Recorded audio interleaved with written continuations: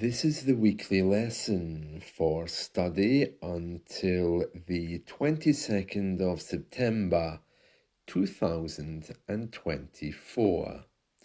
Subject: Killer cows.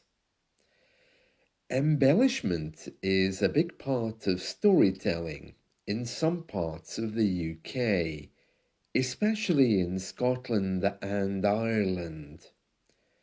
When I first heard about cows killing people, I rolled my eyes.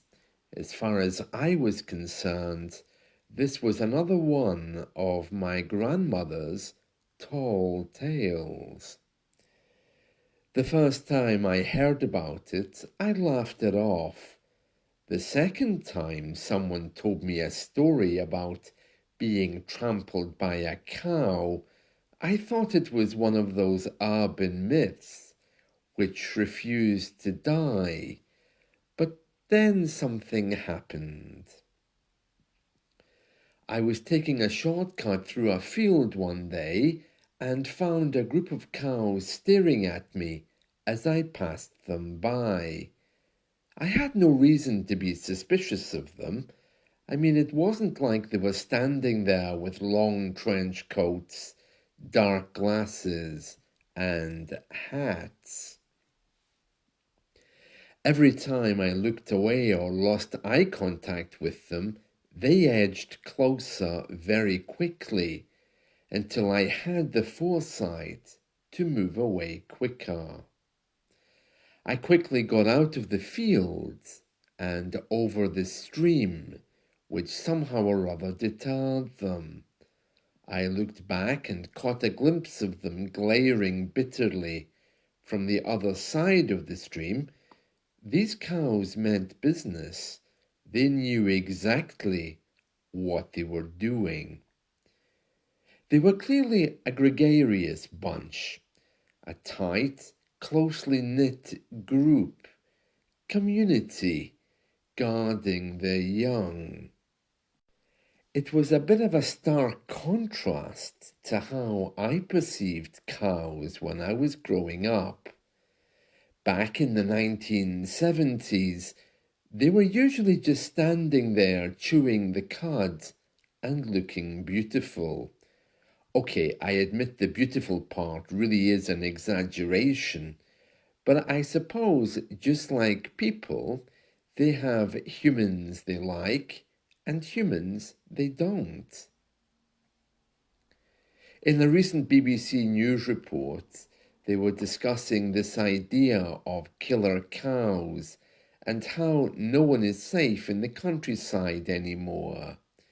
Anyone on a bike, with a dog, or even just a casual walker is in grave danger of being attacked by these black and white killers. No one knows why British cows are suddenly seeing red. Some people blame modern living. Others say it's related to mobile phone transmitters in the countryside, or maybe sound pollution.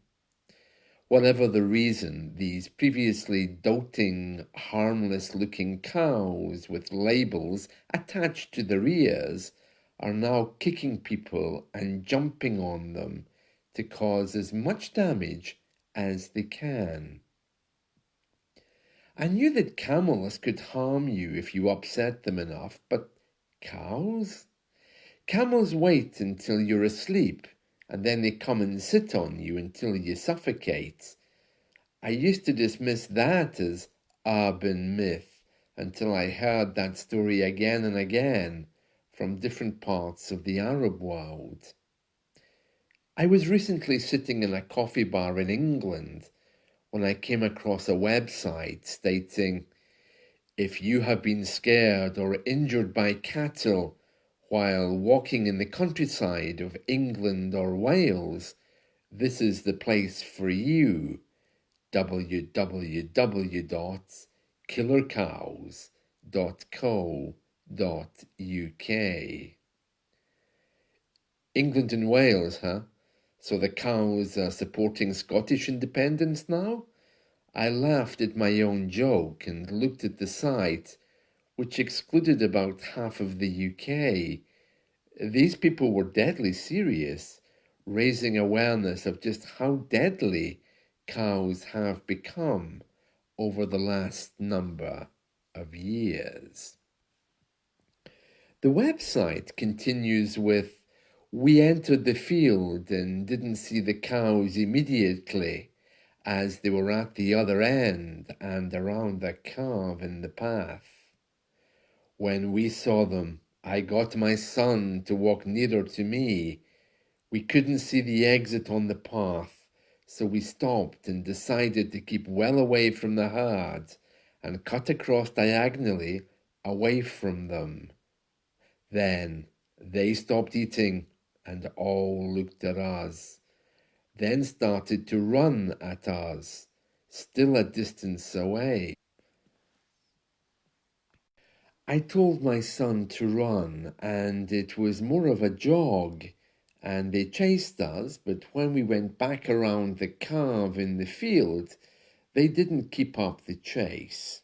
I knew cows could be dangerous, but never actually had an incident like this. Scary with an 8-year-old. It all sounded so dramatic, like a story from a parallel universe. My mind drifted away again. This time, I saw myself standing in a pub, knocking back a whiskey, dry, no ice, when a cow wearing dark glasses and a headscarf appeared standing at the bar. "Hey, are you the Skype English teacher?" she whispered, while the barman was away cleaning the tables. I was brought back to reality by noises in the cafe.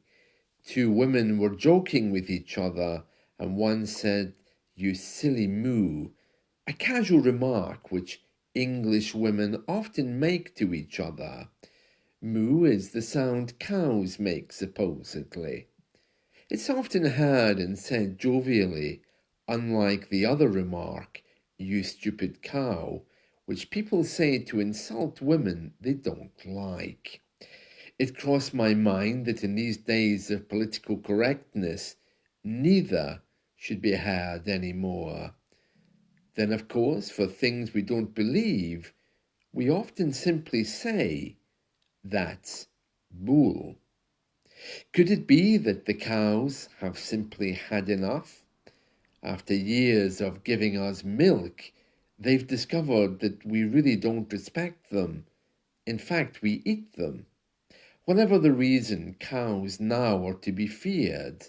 So the next time you're walking in the countryside, take care, because you never know who or what is watching you.